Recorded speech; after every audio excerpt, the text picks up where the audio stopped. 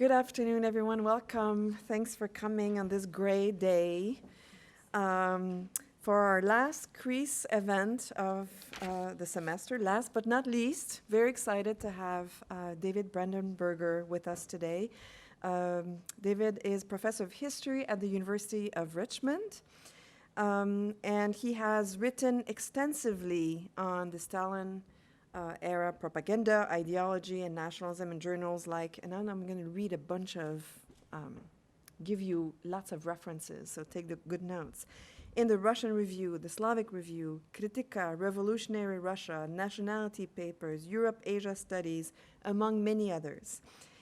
He has written or edited 9 books, including National Bolshevism, Stalinist Mass Culture, and the Formation of Modern Russian National Identity, published in 2002 with Harvard. Is that the book that's translated also in Russian? So actually, that's something interesting to point out. It was translated into Russian, not once, but twice, right? So the first one went out of print and was picked up by a different publishing house to re-edit again, so to tell you about the importance of that work. He has published also Epic Revisionism, Russian History and Literature as Stalinist Propaganda, co-edited with Kevin Platt, published later actually, Wisconsin 2006. Propaganda, State in Crisis, Soviet Ideology, Indoctrination and Terror under Stalin, 1928 and 41, published by Yale in 2011. And most recently, Stalin's Master Narrative, co-edited with Zelenov, published also Yale 2019. So extremely prolific historian. Sent to us also thanks to Val Kivelson and Ron Sooney. I wonder why, given the Stalin focus and the interest in propaganda. And he's presently writing a new book on Stalin's last political purge, the 1949 Leningrad Affair, and co-editing also Purge-era diary of high-ranking members of the USSR's Politburo. So today's lecture is entitled Stalin's Master Narrative, the General Secretary's Rewriting of Party History in a 1938 Short Course. So please join me in welcoming David Brandenberger.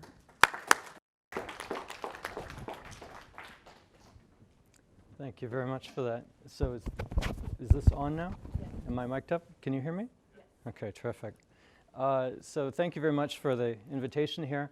I really appreciate the invitation, and I particularly am appreciative of Ron's involvement in the invitation. Ron was absolutely instrumental in my grad school days and sort of adopted me, even though he didn't need to, and gave me a huge amount of useful advice when I was putting that first book together, and I have been absolutely grateful for ever since. It was absolutely instrumental is the only word I can use for it.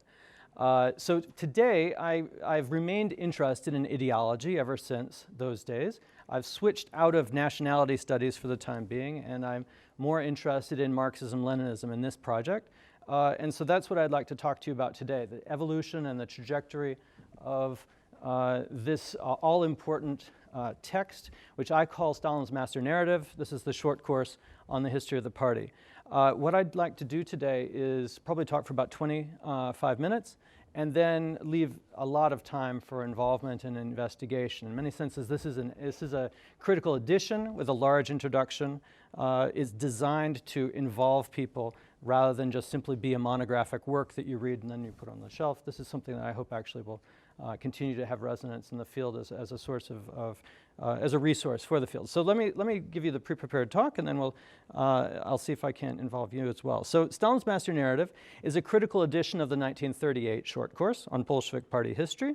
It's a Stalin-era textbook which was designed for mass consumption and indoctrination. Stalin, it turns out, not only commissioned the text, but he was heavily involved in its editing. Because the text was initially released anonymously, but attributed to, as you can see, a Central Party commission. It was received in 1938 when it came out in September as the absolutely authoritative word on Soviet ideology, on Bolshevik party history. It immediately became the centerpiece of the party canon, and it would stay that way until 1956. The short course ultimately will only leave the party canon in 1956 when Khrushchev denounces it in his secret speech at the 20th Party Congress. Before that, however, between 1938 and 1956, the short course is published approximately in a print run of approximately 40 million copies in over 12 languages, making it one of the most widely published books in the 20th century. I guess it's outstripped by Mao's Little Red Book, the Bible, Harry Potter, not many other things. As immodest as it sounds, therefore, it's no exaggeration to say that the short course is Stalin's master narrative. It not only scripts party indoctrination and propaganda in the country, but it scripts the depiction of party history in mass culture, in theater, in film, in opera.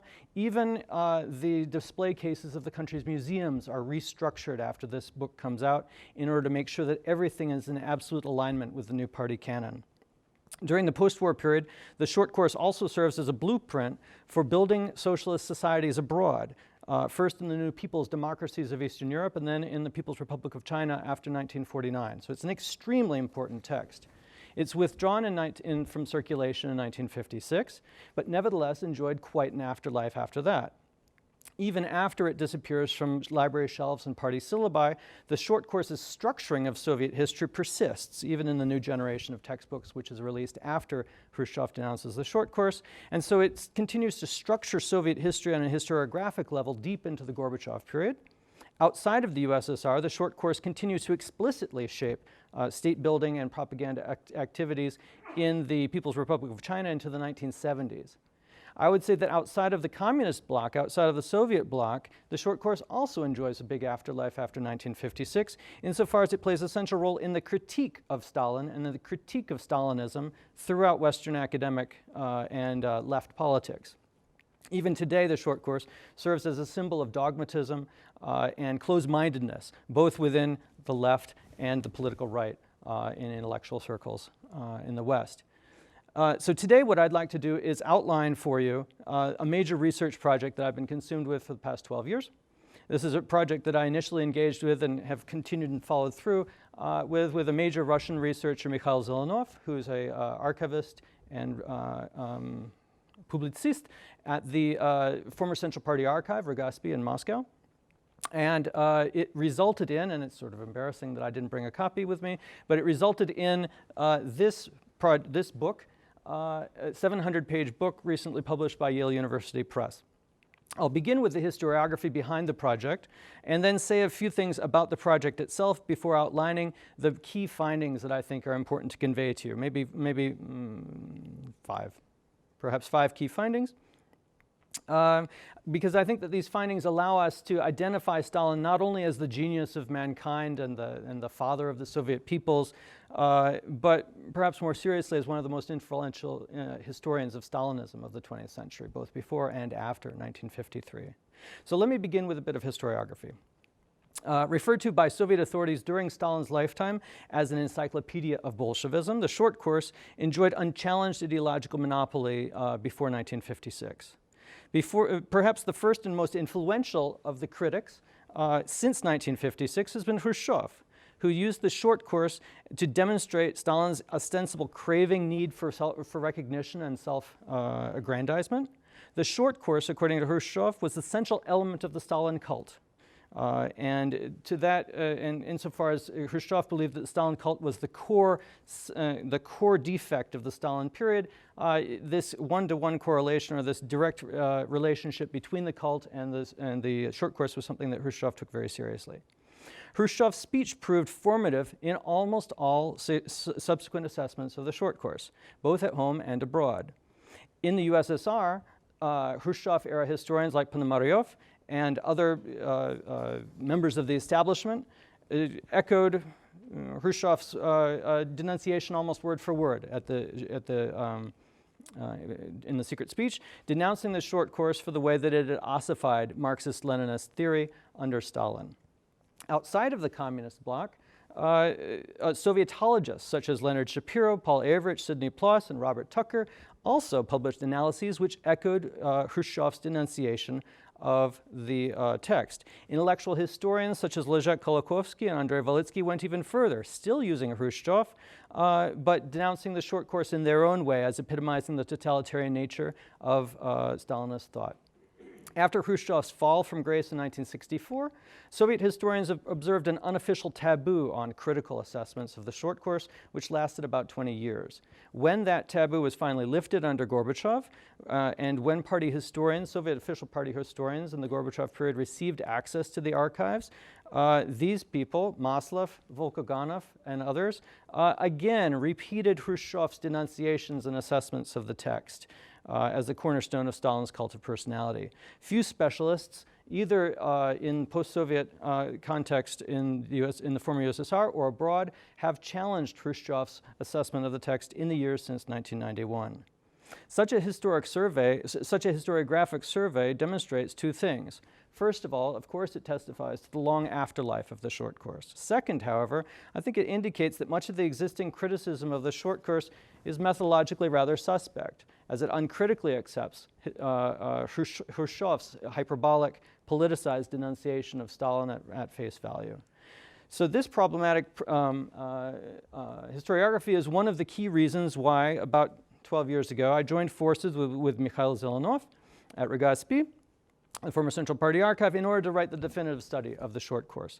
Our second justification for this project was sort of a corollary of the first, that if it was well known, if the impact of the short course was well known, both within the USSR, Soviet bloc countries, and People's Republic of China, not very much was known about the genealogy or the evolution of the short course over time. And so we decided that ultimately that was another second reason why such a major project was justified. Zelenov and I therefore decided to develop a Stalin's master narrative as a critical edition that would first contextualize this notorious text within the Stalinist 1930s, and then quantify and classify the interventions, Stalin's interventions into the text itself. In so doing, Stalin's master narrative would resolve once and for all precisely what Stalin had interpolated into the text and what he had excised from it. So this is the critical edition of the short course that we ended up developing. Republishes the original text while representing Stalin's interpolations in italics and while representing his deletions in literally struck out text. It's a technique that I devised in order to capture some of the violence with which Stalin interacted with party history and in the editing of the short course. Ultimately, the Yale project produces a summary record of the General Secretary's interventions into party history. It details only the edits that Stalin made that actually made it into print. Intermediate drafts and abortive editorial changes are not reflected in this particular edition, insofar as including all of that extra material would have resulted in a project. This project is 500,000 words in length. That would have brought the text up to about 1 million words, which Yale balked at. Yale was not happy about a 700-page book, but would have really protested against a 2-volume edition. Zelenov, however, is an absolute fanatic. And so therefore, when we do the Russian edition, we're working on the Russian edition. It'll take us probably 2 more years to finish. The Russian edition probably will include a much more layered, comprehensive version of the archival record that we have. The archival record is not complete, but one, of course, would like to do it in an archaeographic way where you can sort of peel back the layers of the onion and watch how the text changes. We have that for a number of the chapters, and so that's Zelenov's goal. He and I are debating how to actually do it. It seems like hypertext might be the ideal way to do it, but we continue to debate because Zelenov is rather old school. What are the key findings of this project, I guess, is where I should probably shift next. And so let me say a few things about the history of the project. The short course's origins date back to the late 1920s, when the party leadership expressed frustration over the lack of a single official line on party history. Stalin spurred this process forward, this search for a usable past, I guess is what you could call it, the process forward in 1931 with his famous letter to Proletarskaya Revolutsiya, in which he assailed the existing party canon for its overly scholastic nature and its inaccessibility to mass audiences. And so Stalin called for a more approachable catechism in 1931, which would be useful for mass indoctrination and mobilization. Despite Stalin's endorsement in 1931 and his personal involvement involvement in the process of trying to develop this usable past. It took party historians approximately 6 years to produce even a remotely accessible and acceptable party history.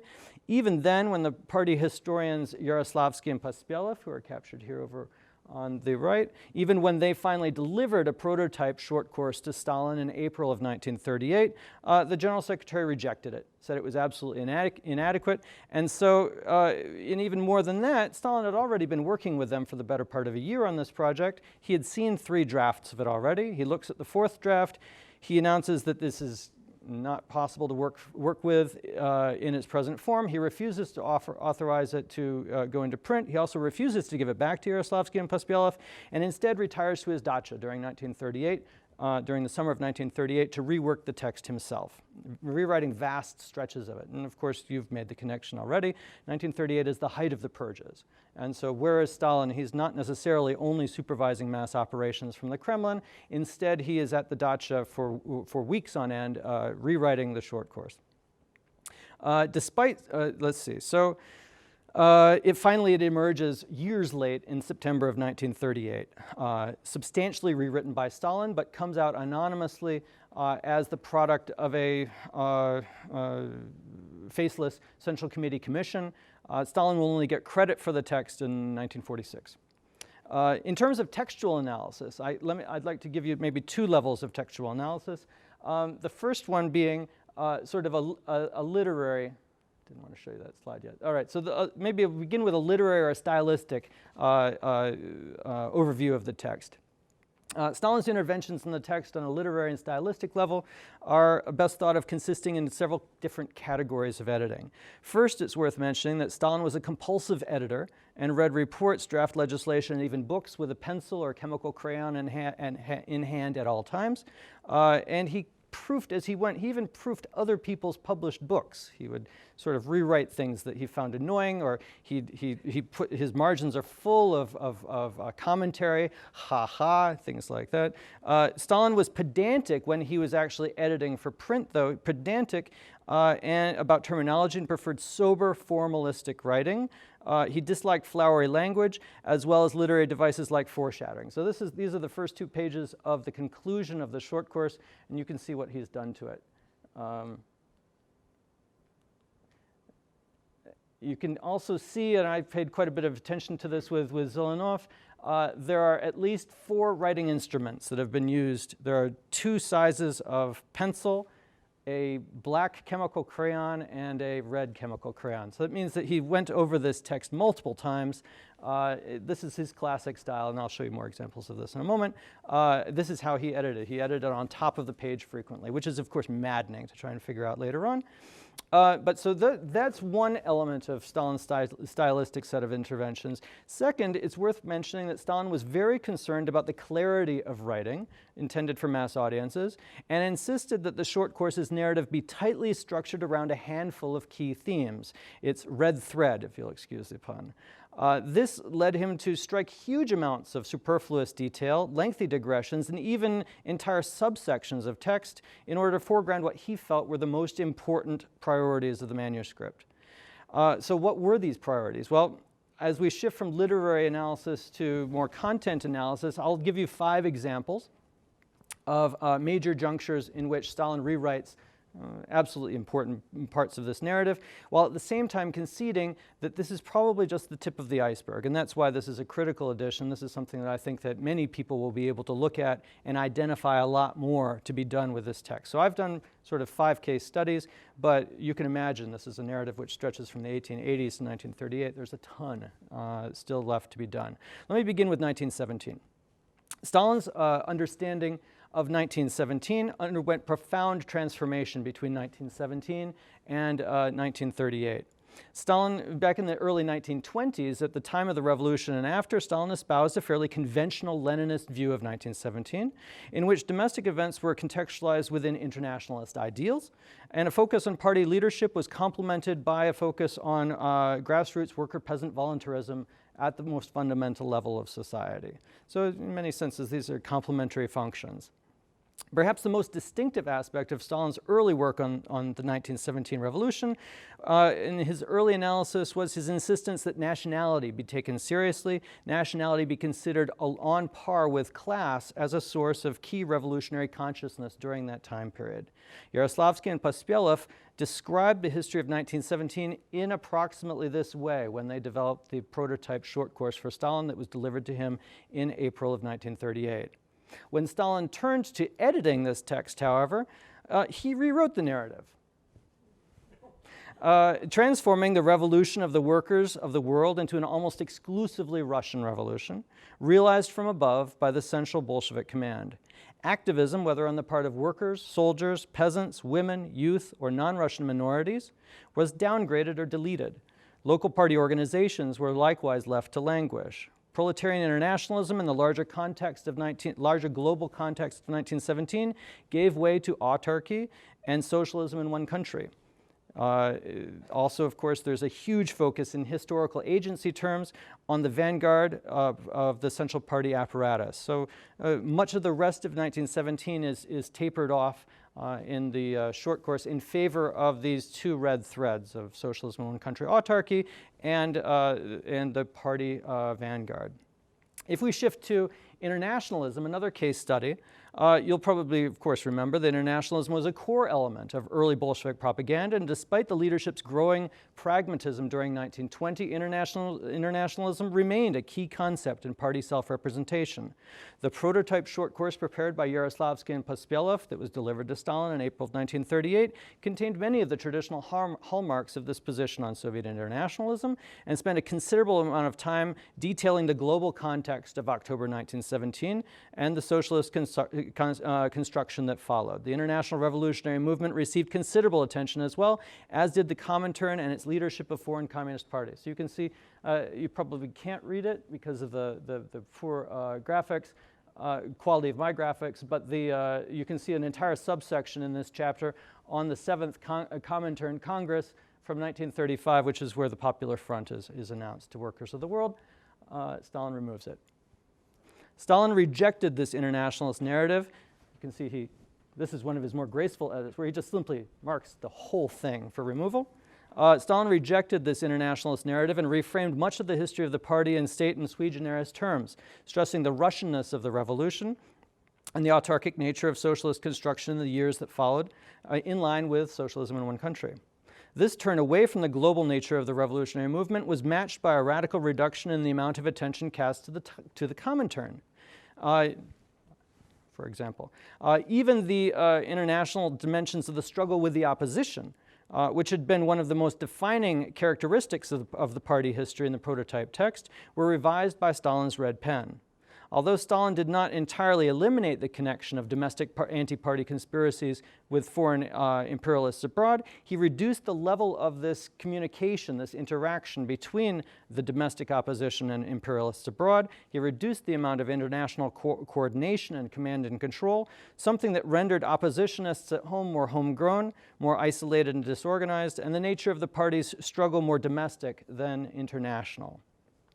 To switch to another example, on the national question, nationality policy, as I've already noted, was considered Stalin's forte in the early Bolshevik movement, and he regularly asserted in public after 1917 that the revolution was emancipatory not just in class terms, but in ethnic terms as well. In 1938, however, a combination of factors led Stalin to downgrade the historical priority of the national question. So let's see. Here you can see, I'll go over by this pin. You can't really see it, but the entire section on the friendship of the peoples of the USSR, section 5, he's got a notation here saying remove it from this chapter and put it into the chapter with the Constitution, which was never written. So it falls out of the text completely. So a combination of factors led Stalin to downgrade the national question in the text as well. More important in Stalin's eyes, apparently, was the construction of a streamlined, unified historical narrative, which would reinforce the authority and agency of the party apparatus. In other words, Stalin decided that the short course was not meant to tell the story of a multicultural struggle for a diverse, egalitarian society. Instead, the short course was to celebrate the determination of a monolithic vanguard party to overthrow the old regime and build socialism in one country. My fourth case study is, of course, the Great Terror. Yaroslavsky and Pospielov developed this prototype text in 37 and 38 during the height of the Purges, and you can expect that as a result, the prototype that they delivered to Stalin's desk in April of 1938 is an absolutely paranoid, claustrophobic vision of the world in which domestic oppositionists and capitalist holdovers were colluding with foreign imperialists abroad to undermine the construction of the USSR and bring down party power to reinsert this entire Soviet Union back into the capitalist system. Although Stalin had supervised the construction of this narrative from 1931 through 1937, even though he had supervised the writing of these page proofs of this early draft of the short course through early 1938, by the time he sits down with the draft in the spring of 38, summer of 38, he's become less interested in the Purges. Stalin indeed rejects a lot of the content oriented around the Purges from the short course, something that I think indicates that he was developing sort of second thoughts about the importance of the Purges, both in terms of tapering them off in 1938, which we know he ends up doing, but also I think he's beginning to rethink the struggle of the opposition as the central core of party identity, which is something which had been trafficked since 1936 into 37 and into 1938. So as Stalin edits the short course, he reduces the attention in the textbook afforded to the omnipresent conspiracy. He disentangles domestic oppositionists with domestic capitalist holdovers. That is, Radek no longer has direct influence over party workers. Bukharin no longer has direct influence over the kulaks. At the same time, Stalin reduces the level of contact and coordination between domestic oppositionists and foreign imperialists abroad, something that reduced the coherence and the profile of this whole conspiracy. In the end, these changes transformed the prototype's imminent existential threat of an all-powerful, omnipresent conspiracy into a less concrete, more abstract menace. Stalin also rolled back the immediacy of this conspiracy by decoupling it from specific crises in the USSR that the country was facing at that time, particularly economic crises, and by asserting that any terroristic plans that were underway at the beginning of 1938 had been interdicted and arrested by the Purges. That is, the threat was effectively over. What Pospielov and Yaroslavsky had written was a paranoid narrative which continued to be claustrophobic as it came into the present. It was a real downer to read. It was not fun and not inspiring. Stalin changes the nature of this internal threat and begins to resolve some of those internal struggles with the opposition in a way to produce a more upbeat and perhaps happy ending, if you will. In so doing, Stalin reduces the primacy of the party's struggle with its enemies and reorients the narrative around efforts to build socialism in one country. You can see in this example that he's stripping out big discussions of Trotskyites and a little bit of Bukharin in there as well. Finally, the last case study that I'll give you is on the cult of personality. You'll remember that when Khrushchev denounced Stalin at during the secret speech at the 20th Party Congress in 1956, he noted that Stalin had this short course written in such a way as to aggrandize his own personality and make his biography absolutely central to the text. And this contention was widely accepted both in the USSR and abroad because it seemed to confirm all the excesses associated with the personality cult. Yaroslavsky and Pospielov actually did write such a prototype for Stalin, a prototype which really conformed very closely to the way that Khrushchev characterized the text in 1956, insofar as Yaroslavsky and Pospielov had ascribed a vast amount of historical agency to Stalin, particularly after Lenin's death in 1924. The General Secretary's role in the narrative is absolutely essential. He's given credit for almost everything of any significance that happens in party history. However, when Stalin turns to editing the short course during the summer of 1938, he objects to the centrality of his biography in the text. Evidence suggests that Stalin regarded his personality cult, as well as that of Lenin's, as a necessary evil of sorts. It was a concession to an ill-educated Soviet population which struggled to read an unadulterated Marxist-Leninist narrative. And for that reason, during Stalin's editing, Stalin repeatedly reassigns historical agency in the text, either to Lenin, the agency which had been assigned to him, he either reassigns to Lenin or, more importantly, in my mind, to the Central Party apparatus, elevating particularly the latter institution at his own expense.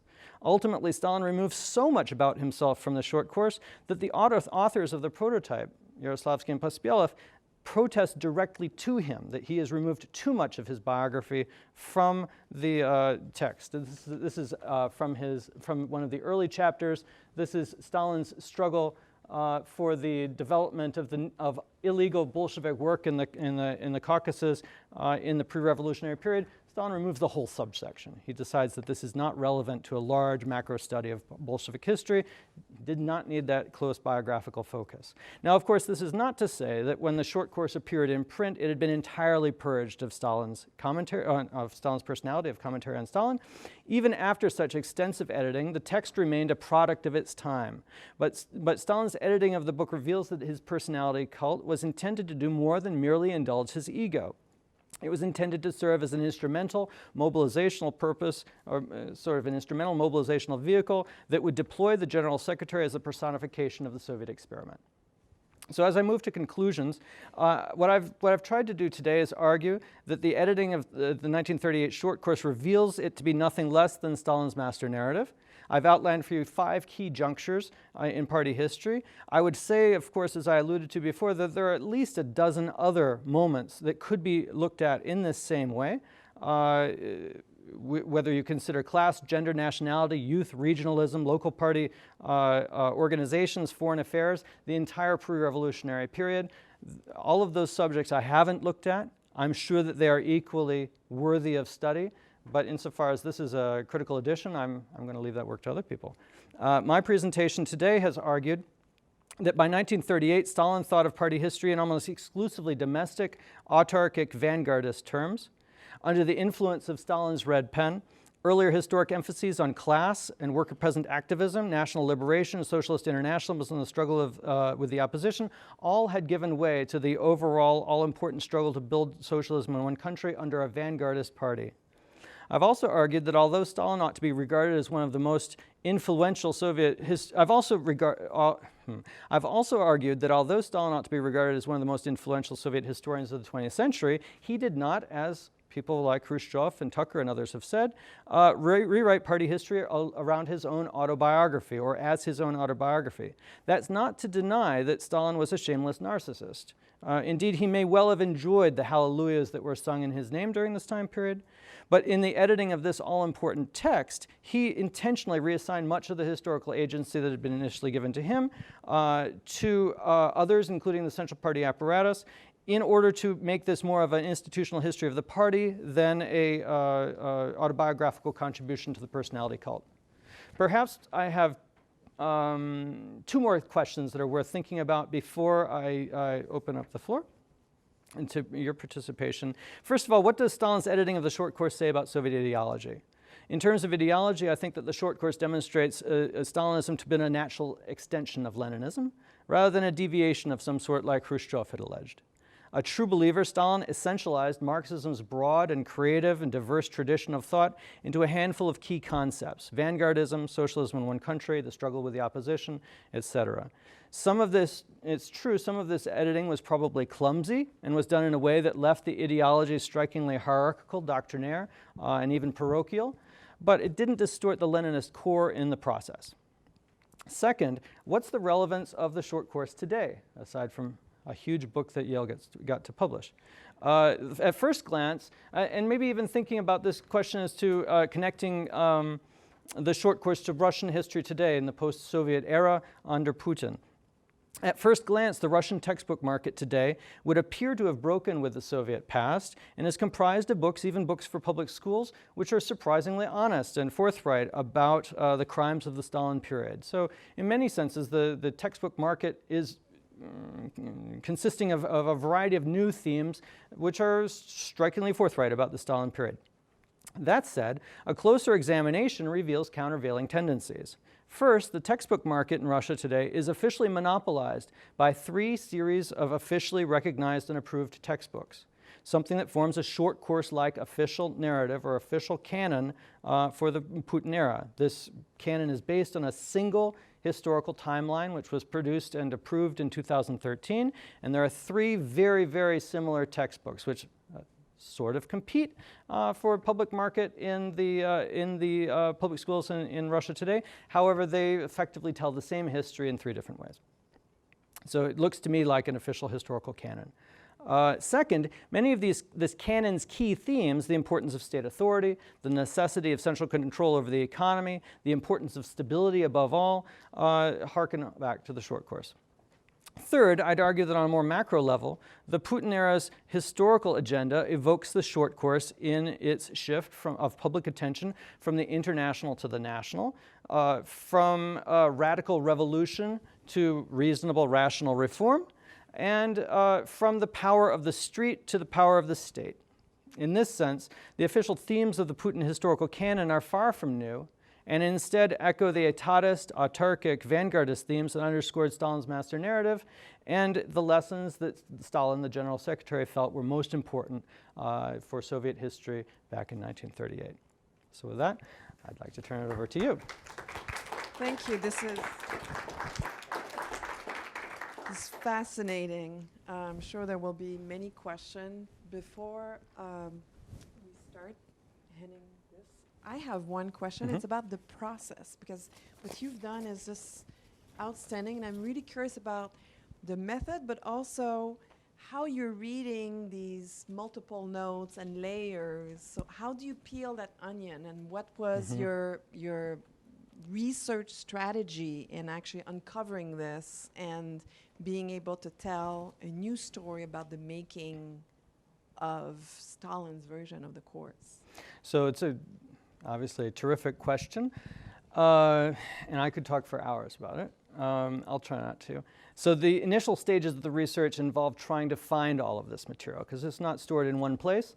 And in fact, when Zelenov began work on this back in the early 2000s, he found a limited run of the material. When I wrote my second monograph, I found the rest of it. So only after about 2010 did we have everything that we needed. But we went through the Central Party Archive, the much more new central, the current archive of the Central Committee. We put in a request to the Presidential Archive. We worked in other party archives as well. So we comprehensively covered the archival basis first. Then we sat down with huge amounts of paper and tried to compare it. We realized at that point that a lot of the paper trail is missing. That is, there is a huge amount, tens of thousands of pages, but there's still more that Stalin apparently did not preserve. Intermediate drafts are missing, for instance, for some of the core early chapters. A lot of the tail end of the book is complete, but the earlier chapters are missing chunks. And so after doing what we could do with the historical record and all sorts of layered comparisons, we then decided for the overall project to compare the prototype April 1938 edition against the published September 1938 edition, because we were able by that time to establish that nobody else had interfered with it in the meantime. So by a fairly simple procedure at the end, we could step back and identify what had been added and what had been subtracted, and then we confirmed it through all of the rest of our historical, the paper trail, basically. So it was a laborious project. You can probably imagine, especially the handwriting is a nightmare. Luckily, Zelenov has worked on Stalin's handwriting. I guess I worked on Stalin's handwriting a bit for my dissertation, but Zelenov has been working on Stalin's handwriting for the better part of 20 years. Let me see if I can find that first slide.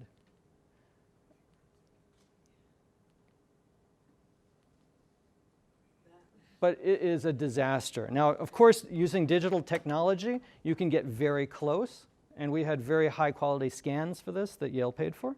But it still took forever to work through this sort of thing, and fairly frequently we were doing just simply archaeographic work, comparing the shape of letters to other letters, and trying to, we got pretty good at the end.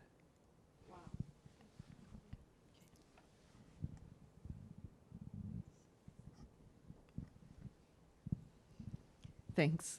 This was terrific. Thank you. I want to ask some paratextual questions about the publication, visual questions.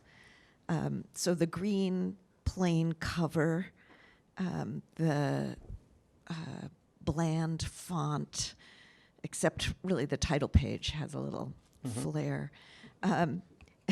Those clearly were deliberate choices.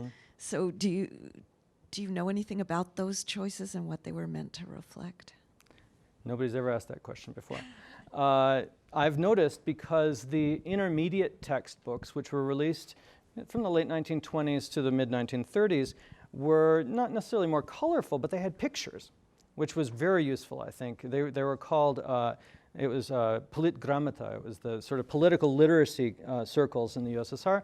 I assume that the pictures were quite useful, and they were pretty decent sort of line drawing pictures. It was possible to mass produce. There's no reason why there shouldn't be at least pictures in this edition. I agree with you that the page after page is pretty intimidating because it is indeed a very standard font. It is sort of a relentless, long-winded statement on party history. And I guess the best I can do is say that Stalin found those things to be extra. He didn't feel as if any of those extra illustrations were necessary. He regarded that as sort of a surrogate. You didn't need that. You were properly going to engage with the party history here, and so therefore, why would you need some sort of surrogati instead? Instead, he preferred people to engage directly. When he was asked about these decisions, and he was asked in particular about why he removed a lot of information on individual people in history, because he removed a fair number of the heroes out of Bolshevik history, and a lot of the villains he removed as well from the narrative. So it's not just a question of how it's graphically presented, but how it's actually written. There was a lot more individual heroes and individual sort of white hats and black hats in party history before the short course, and Stalin removes a lot of that. There are probably 2 or 3 reasons why he did this. First, it's the Purges, because it's very difficult to write party history identifying concrete individuals in 1936, 37, and 38 because so many people are turning out to be Trotskyites or Bukharinites or enemies of the people. So that's one, but Stalin also defended his decision to produce this sort of standardized narrative without a lot of individual flair when he's challenged by propagandists in September and October of 1938 at big meetings. They ask him whether they can have a supplemental text, and he says, no, you need to learn theory now. It's time to learn theory. We are not writing a history which is populated by individuals. We need to challenge our party members to be good materialists. And historical materialism looks at sort of a much more institutional history of the interaction between economic base and political superstructure, and that's best done in the way that he presented it. I think the other way to think about that question, though, is that in April of 1937, when the party commissions these projects, the party commissions 2 textbooks. It commissions a textbook for mass party membership and a second textbook for a more sophisticated audience. And Yaroslavsky and Pospelov are given this commission to do both textbooks, and a third member, Wilhelm Knorren, is also assigned to them. Knorren was a high-ranking member of the Comintern in addition to being a party historian. He was purged immediately. And so in the confusion after Knorren falls in June of 1937, Yaroslavsky and Pospelov scramble. They put together a single manuscript, get it to Stalin as quickly as possible, removing all mention of Knorren in the process, of course. Stalin looks at it and realizes that it's not adequate, it's going to need to be reworked, and he tells them to focus on the mass text. Don't work on the more advanced text, work on the mass text. So they give him something which he then finds inadequate, and when he rewrites it, he tries to fuse the audiences. He tries to get away with only writing 1 book instead of 2. And in the process, I think he probably overshoots the capacity of his audience to relate to a text without illustrations, without the sort of the literary flourishes or the narrative devices that you usually want to use with a mass audience. And so there were a lot of complaints when the text came out about how impenetrable it was, especially for people with sort of 4th, 5th grade education, which is the vast majority of Soviets at this time. And people ended up learning it by rote. But I think it has a lot to do with the presentation of the book, both in narrative terms and even in printing terms.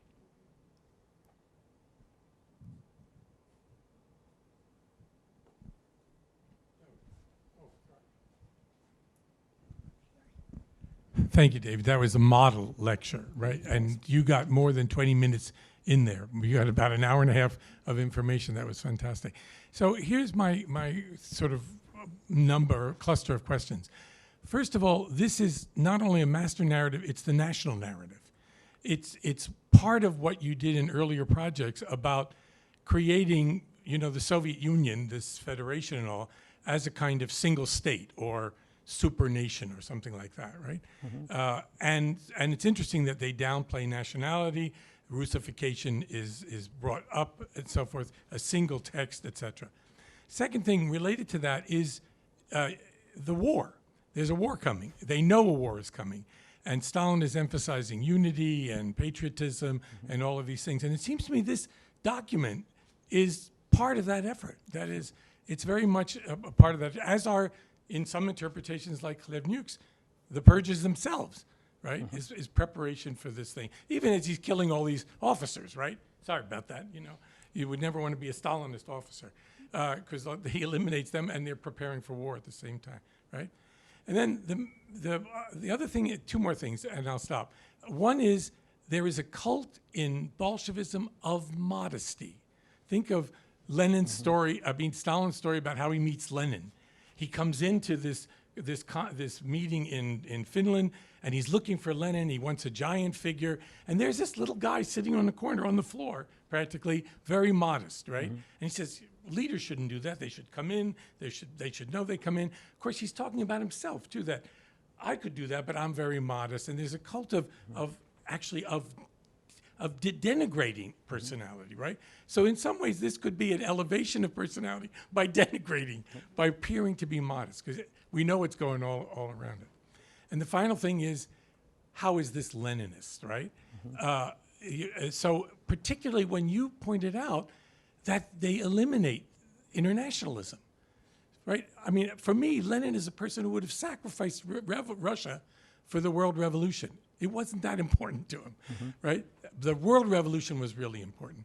And Stalin has turned that on its head, and in so many other ways turned Leninism on its head. So you mentioned it, but you didn't say what was the essence of that move toward Leninism, yeah? Super. So I definitely agree. So national narrative, war, cult, modesty, and Leninism. So in terms of the national narrative, I agree that this is not just the party history. Stalin had said in 1931 that party history needed to be fused into a more national history, and so that's indeed what's delivered. There is a really important public school history that's printed in 1937, which supplies a more fundamental history of the USSR, which Stalin also rewrote, which is something I wrote a different book on. This one is indeed a fusion of party history and building party history into a national narrative. That's why it works so well when it's exported elsewhere. It provides sort of a blueprint for work in Poland. It provides for a blueprint for work in People's Republic of China because it shows how you build a socialist society. So I think I think you're absolutely right to point that out. It calls itself a party history, but it's much more than that. In terms of the war, this is something fascinating that I thought about including, but I was hoping somebody was going to ask. So of course Stalin rewrites the last chapter, and the last chapter describes the Second World War as being absolutely imminent. And Yaroslavsky and Pospelov described the Second World War or they predicted that this war would be a combination of capitalist, imperialist, and fascist countries, which are all going to pounce on the USSR. That makes sense, right? Stalin disagrees. So Stalin, and he's writing before Munich. So this is after the start of the Czechoslovak crisis, but before Mussolini brings everybody together in Munich. And Stalin writes in the summer of 1938 that no, Yaroslavsky and Pospelov have mixed things up. The Second World War has already begun. And it is going to be a war in between imperialist nations, that they are not going to attack the Soviet Union soon because the Soviet Union has a successful policy of peace plus successful armament policy, and national defense is secure. So Stalin is again allaying popular fears of imminent war for the domestic audience reading this book by suggesting that the foreigners are going to go to war, but the attack on the USSR is not imminent. This is really fascinating because just after the short course is published, the Munich Agreement comes through. And so that war that he had been predicting in Europe doesn't break out right away. However, he is more or less accurate for Asia. because he's interested in Japanese depredations in China, and of course that continues. So he does shift that, but he sort of insulates the USSR for a couple of years from war, which is probably shows what his thinking was. He was not ready for war and didn't want it. I agree with you absolutely about the cult of modesty. You can think about that in two different ways. Who, me? It can be a very arrogant statement as well as a modest one. I think that what's interesting here, certainly he removes some of that embarrassing stuff because it's just embarrassing. I think other aspects, though, of the switch in agency are important, above and beyond just this expression of modesty or false modesty, because he is actually shifting historical agency to the party apparatus, central party apparatus. So that means that it's not just that he's removing embarrassing stretches, he's actually rethinking how party history works, and he's giving the central apparatus more credit than it had originally enjoyed. Finally, how is this Leninist internationalism? I think so that's obviously a really useful intervention, and we know that socialism in one country is really sort of more Bukharin and then Stalin than it is Lenin. On the other hand, I take our colleague Eric Van Rie very seriously, and he's been spending a lot of time in the past 10 years suggesting that the origins of socialism in one country can be found in Lenin's work. You can take it back even further, and that Lenin had a very serious understanding or very serious belief that there will be stages of the revolution, and that it is completely legitimate after the failure of revolution in Poland, for instance, in 1920, to begin to build socialism in the USSR and to resume the revolution later on. So this sort of breathing space is perfectly legitimate, and that breathing space of NEP is then reconceptualized by Bukharin into a more permanent building project, and Stalin picks that up as well. So I think that at least Eric would argue that there are some Leninist origins to socialism in one country. It's not a complete abandonment of the revolution, but it's a deprioritization of it, I guess, in favor of this building program at home. And I think Eric would agree that there are several different Lenins when we want to think about it. The Lenin in late life is quite a bit more conservative and quite a bit more willing to settle for things in Russia than the earlier Lenin, who I completely agree with you would be relentlessly internationalist.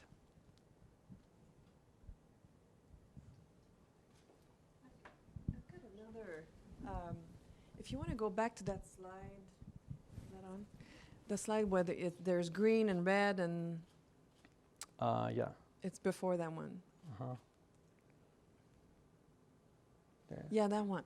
So when you look at this, can you do also like an archaeology of the types of comments he's making over time? Mm-hmm. So that at first maybe he's removing things, then he's adding things back on. And were you able to discern like what's the thought process when he's editing that document? Mm-hmm. We were able to do that up to a point.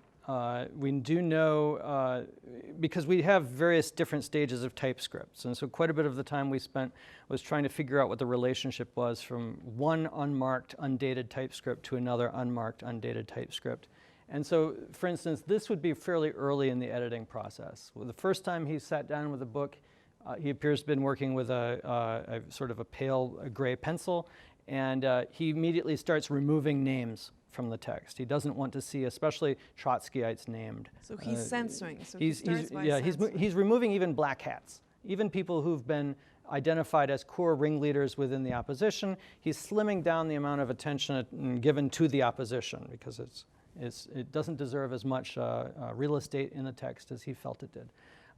Then he begins to even after he's slimmed the text down and stripped out some of that material, he then begins to decide that the red thread needs to be shifted from the struggle with the opposition in general to more positive state building projects. And at that point, he takes out his pencil or this sort of purplish ink pen and rewrites stretches. So his first role in editing was usually to remove things, especially stuff he didn't like. He'd sometimes circle big things to be rewritten later on. Then he begins to do that revisions process as well. There's one more thing I wanted to mention here in that connection. There seems to be, what you have here, like stylistic, discouraged literariness, and this is all about how the text can be lightened or but it's not about content necessarily. So Well, it when can you be. remove references to people or to events, then he's really actually, he's altering the meaning of the text, not just the form. He's altering the content. So I'm wondering if your own analysis, you make the distinction between the kind of content alterations and changes in the text versus the more formalistic, stylistic. Right. Because not all deletions have the same weight or the same purpose. That was a huge source of concern for us. What is a stylistic deletion and what is a content-oriented deletion? So in red, for instance, you can see that he's actually charting out new rules, which are going to be governing the revision process. So he has several different priorities here. And that is conceptual, that's content. Some of the other changes, not on this particular page, because he's really thinking globally about the conclusion on this page. Other things are clearly just he's removing digressions. And at that point, we'd have to find other mention of that material in the text and see what he's done to it to decide whether the digression is being cut because it's just slowing the narrative down, or whether it's actually needing to be cut for content reasons. But we noticed, for instance, that the commentary is stripped out everywhere. That doesn't mean that that's stylistic anymore. That means that he's objecting to using the mention of the commentary. And he's objecting to that because there was the expectation that there was going to be a fourth major show trial of the commentary. And since they didn't know how that was going to turn out, my argument is that the commentary just loses its place in party history until they can figure out what to do with it. But in the process, you lose the Popular Front. In the process, you lose Spain. In the process, you lose the resistance in China. It's a really major edit, and so it's much more than just stylistics. But it was a very difficult process for us to identify what was style and what was content. And related to as a follow-up, so on that page, is it that these two pages and the different pen that he's using, colors, is it that it's over 3 months, for example? Or that the red were for like conceptual corrections and then in the margin some other kinds? Or is it just that one day he's using red and then 3 weeks later he comes back and he's using a different pen? We've tried to make sense of this. And we had some hope at first that we were actually going to be able to identify layers of this onion according to color of instrument that he was using, but he wasn't that consistent. Even more maddening, he receives a copy of the text, the third variant of the prototype, on April the 24th, and he angrily reacts to several things and asks them to reprint it a week later in a fourth variant and without some stuff that he objected to. So Yaroslavsky and Prespelov quickly reprint it, and so he has a third variant and a fourth variant. And Zelenov and I are pretty sure he couldn't tell the difference. And so sometimes he's working with the third variant, and then sometimes he's working with the fourth. And it creates real problems for tracking his edits, because he should have, had the third variant burned. But he appears, if you really want to know, that it appears that he kept the third variant in the Kremlin office, and the fourth variant was at his dacha. And he thought they were bound the same way. They had almost the same number of pages. And 99% of the narrative was the same, so he thought they were more or less the same. He then had a couple of copies of these variants unbound, and he wrote all over the pages and then handed them to a typist who would type them up. And after they go into typewriter typescript, then it's a little bit easier to track, because he would do one handwritten version of copy edits on the typescript, hand it back to the machinistka, and she'd do it again. And so at that point, it gets a little bit easier. But we're missing some of those revisions processes because the volume of paper was huge. And the Central Party Archive was under instructions to keep everything that Stalin ever wrote on. And they do have almost everything, but it appears as if he decided to discard some of this material in the process. But it's a terrific question, and you can imagine what a nightmare this is. This is one of those issues where producing, I wish I had the finished first page of the conclusion for you today, but it's mostly just struck out text. The Russian edition is going to be very hard to reflect, because Zelenov wants to reflect all of the layers. And rather than do a sort of a compilation of the edits. And that, in Soviet times, that would be a 6-volume project. but nobody has the money or the interest in doing 6 volumes on the short course.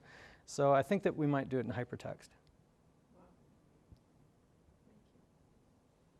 But you can probably imagine that we have the sense from time to time that we can really understand his style of thinking as well. That when you look this closely at changes in the text, you can understand the consistency of at least some of his priorities. We at least know how he wanted to represent the party experience more broadly. Oh, I remember the other thing I wanted to mention about the editing process, which is somewhat disappointing, but explains why the text was so hard to read. Stalin wasn't a professional editor. And so he had done a lot of editing, and he edited his own speeches, and he was pretty good at writing speeches, but a long, sustained editorial process like this is very different. Anybody who's written a book knows this. And Stalin thought that you could edit linearly. You could begin at the beginning and work through it once and be done. Or you could focus on a chapter like this and do it several times and then be done. So he didn't rearrange the argument as he rearranged the red thread. He just tried to stitch a new red thread through the existing text, removing chunks, adding chunks, but that's not really how you edit a book. And as a result, there's a fair amount of Yaroslavsky and Pospielov's original language in the text, and then periodically you'll have a whole new paragraph, which is different, because he wrote it. And then the next paragraph will be sort of a fusion of the two styles, doesn't really work terribly well. And it was hard to tell this before, but now that we distinguish graphically in the text what is his and what isn't his, you can really see that the original text read as if it had been written by professional historians and edited by professional historians, and then the new version is this awkward sort of hybrid. And so in many senses, this probably can also explain why the text was so hard to read. Not only is it too difficult for the audience that it was slated for, but it's not professionally edited. And nobody was allowed to edit Stalin when he was done. It had to go forward. So he spent a lot of time working on it, but he wasn't a professional editor. So as a result, it's quite clumsily stitched together in places, and there are big zigzags in the way that this red thread is supposed to move through the text. Instead of being linear and easy to follow, he was working on it for a couple days, then he had to go sign some more death warrants, and then he'd come back after a while and work on it again, but maybe he had lost his train of thought or he was in a different mood, but he was trying to do it all himself.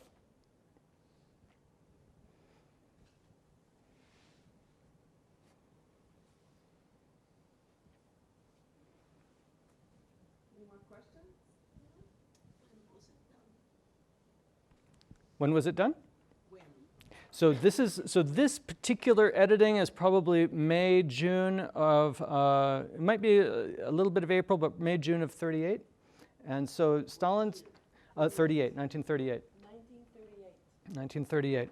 So we can identify even which days he was probably doing it because his calendar, we have his appointment calendar for his Kremlin office, and he was meeting with secret police officials continuously in the summer of 38, signing those permissions to execute people, and a variety of other things. But he was meeting with top secret police brass consistently, and then there will be several days when he's not meeting with anybody, which means he's not there.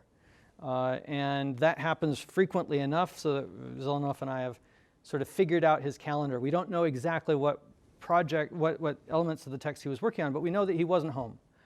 In the Kremlin, he was at the dacha. We do not have his dacha appointment book because that's in the Russian version of the secret police's the Presidential Protection Service has that document. They won't share their documents with anybody. And so we don't know who his visitors were at the dacha, but we assume that he did not have very many visitors because he was working on the short course. Yes? There had to have been some people that actually processed this thing from the time that he made the interventions until it went to press. Have you got any insights on what they did or where they're buried or anything else that you could tell us about that? So that's a great question. What we were impressed with, and I come from a sort of a, let's see, I like the weak dictator theory quite a bit in thinking about Stalinist organizational politics and how Stalin was not necessarily always in control of everything. So I pushed back against my grad school advisors on that issue and think about this this dictatorship as being quite a bit less well organized. But in this case, this was incredibly was monopolized by Stalin. Nobody was allowed to touch it without his permission. In, I think, August 16th of 1938, they have the Stalin manuscript duplicated into 12 copies.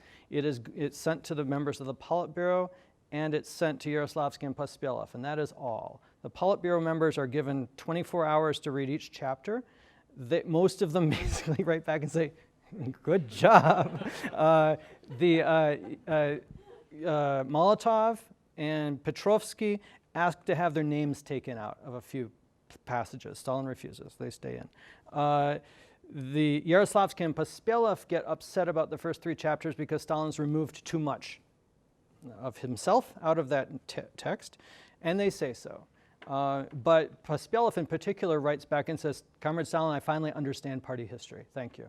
I didn't understand it before. Now I understand, because he's nervous about the implications of having submitted that faulty manuscript. But so the Politburo proofs it. They do almost nothing to it. We have almost all of those copies, and so we've been able to identify in the notes to the edition that we did, Zhdanov makes 444 edits, and we know which edits because we compared his manuscript to Stalin's. Sometimes, well, in any case, you can get pretty deep in the weeds there. Pospelov and Yaroslavsky makes factual corrections, some of which he accepts, some of which he doesn't. And then these guys sit together in Stalin's office for 12 days in a row as this thing is being published chapter by chapter in Pravda, and they all copy edit the Pravda text together. And then they send it to Pravda for the printer. So they don't allow, there's the editor-in-chief of Pravda is in Stalin's office at that time, but Stalin reads the whole thing out loud, and they all nod and say, excellent job. There are almost no changes made at that stage, and then it goes right into print. And when it comes off, so it comes out in Pravda first, and then it's printed in this hardcover book, almost no changes. If there are any changes, it's sort of, a different paragraph break here and there. And then after that, you can't change the thing either, because it's a sacred text. And so the only changes are unacknowledged changes in this 1938 edition. They need to remove Yezhov, after Yezhov turns out to be an enemy of the people, and so he's selectively removed. They remove the party secretary of Kazakhstan. I want to say Myasuyedov, but that's not his name.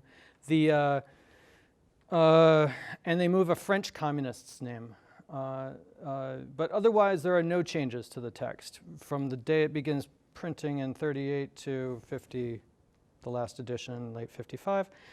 There were efforts to try and produce a post-war, at least new edition with new chapters, because how do you explain what has happened since 1938 to the post-war generation? Molotov-Ribbentrop Treaty, World War II, struggle with fascism. And so 3 chapters are prepared for Stalin in 1946, and then re-prepared for him in 48. And Stalin sort of looks at it, but doesn't interact, doesn't engage. He was working on the political economy textbook at that time. He was involved in all those science debates. And so he does not authorize a second edition. And when he dies, when they do the inventory of his safe at the dacha, there's a short course there with the additional chapters that he was supposed to be working on and didn't get around to it. So it's really quite remarkable that they continue to publish this thing so prominently after the war, because it just doesn't link up to the Soviet experience after 1939 very well. But that's the way it is. Val? Thank you. So a couple of times you've alluded to reader response. Mm-hmm. And I had a couple related questions. One was, you said people complained about the elimination of individual heroes. And I'm wondering who was mad enough to complain about this book and in what form they did so. And then you also suggested that it was really too hard and dry for people to read. And I know you're a master of getting a response. So how how do you know that, and how do you get at it? So this is something that I've always been concerned about, trying to measure reception. I've always been interested in Soviet propaganda, and I've always thought that you need to not only do the production but the consumption as well. So I've done that in other projects, and I of course tried to do that here. We do have some material on reception, though party study circles were very careful about how they reported student performance, since there was only one way to pass these exams. So they were pretty careful. In terms of the complaints, we know about the complaints from a leading Leningrad propagandist named Shlensky, who goes to a conference chaired by Stalin in late September of 1938. And Shlensky is daring enough to stand up and say, can we have a supplemental text? Because people are struggling without heroes. The heroic element has been largely stripped out of the text. People are struggling. Can we have another version? And Stalin says, Comrade Shlensky is wrong. We need to learn theory. We're not just a party of heroes. We're a party governed by historical materialism. And so therefore, we don't need the heroes. Comrade Shlensky is wrong. But Shlensky does indicate that he's been working with people in Leningrad, and they struggle. We also know about the struggles from some of the ordinary reports that those reading groups file, where they say that the uspevаемость, the sort of the passing rate of the students is low. We also know from the Harvard project on the Soviet social system that people complained a lot about the short course. I have a number of testimonies from the Harvard project, but my favorite is of a librarian. You would think the librarians are literate. But so every year they begin, after 1938, they would begin their study circles working with Chapter 1. And they do all right through Chapter 4. But Chapter 4 has a huge speed bump in it. It has Stalin's subsection on historical materialism, which is a sustained argument of 60 pages in which he simplifies Marxism for the mass audience. But it is impenetrable. It is so difficult to understand, even for people who were educated enough to be librarians, that this person said that every year we would begin in September, we'd get to Chapter 4, we'd try to work through Chapter 4, it would take us the rest of the year, and then the next year we'd begin again at Chapter 1. So they never got past Chapter 4. When people did get past Chapter 4, they did it through rote. And we do know that for sure, that this was a text that you couldn't have discussions about in your study circle. You basically learned and then repeated back more or less like what happens in Soviet schools, what happens in Russian schools now. You learn the material according to the way it's written on the page, and that's the way that you pass your little quizzes. Discussion and debate wasn't encouraged because people would try and explain what they had heard from the grandfather or grandmother. Even Yaroslavsky gets into trouble with this because Yaroslavsky's editorial participation and authorial participation isn't acknowledged in public. So he knows that he wrote the text, or the urtext. A couple of other people know, but it's not widely known. And Yaroslavsky continues to serve as a party instructor after writing the text. And so he's teaching at a higher party school in Moscow, and he gets denounced for deviating from the short course. And the students write in and say, can Comrade Yaroslavsky please be reminded that he needs to follow the short course. He's telling us stories that aren't included in the short course, and we don't know whether it's reliable or not. He's probably using old lecture notes, and he needs to read the short course, when actually, of course, he wrote the thing, or helped write the thing. So that is an indication, I think, of the quality of the reception and the way that people interacted with the text. They did know it, but they knew it by rote. And so that had a structuring effect, I think, on sort of historical perspective, while at the same time, I think people struggled with it as a text. I just had a quick follow-up question. What level in school did they teach it, or was it more like worker study groups? So when it's released in September of '38, Pravda says it's for everybody. The initial reports come back and say that everybody can't read it. And so then Pravda changes its line a few weeks later with permission from Stalin, where Stalin says, it's for everybody, but it's really for party executives first. And after party executives get through it, then everybody else. So it was never explicitly included in public school curricula, but teachers had to read it. And it was included, of course, at sort of the university level for people who are studying social sciences. It wasn't included in the more technical tech school sorts of educations, but those professors had read it and had to pass their achoti. So first and foremost, the party executive level had to read it, but ultimately everybody's understanding of history had to be structured by this text. So even if you hadn't read it in your official study group, you should be able to follow it somehow. The party resists initially with the idea of releasing supplementary readers, like primary source readers or commentaries. There's a lot of call for commentaries from the mass level because those poor agitators who were running those workshops also didn't have more than a 6th grade education. They struggled with this thing. So a lot of people were calling for readers, and on the local level, some of the obkomi would publish supplementary chapbooks. But they got in big trouble with this because they'd frequently just dig back into the party ideological journals and accidentally publish enemies of the people. And so the ability to put together either commentaries or supplemental auxiliary texts in the pre-war period was basically zero. The Central Committee bans it. After the war, they begin releasing chapbooks that are centrally published and actually sort of do the job. And so my impression is that a lot of the studying that went on in the study circles was actually studying either primary sources or the commentaries rather than the thing itself, because it was just too difficult.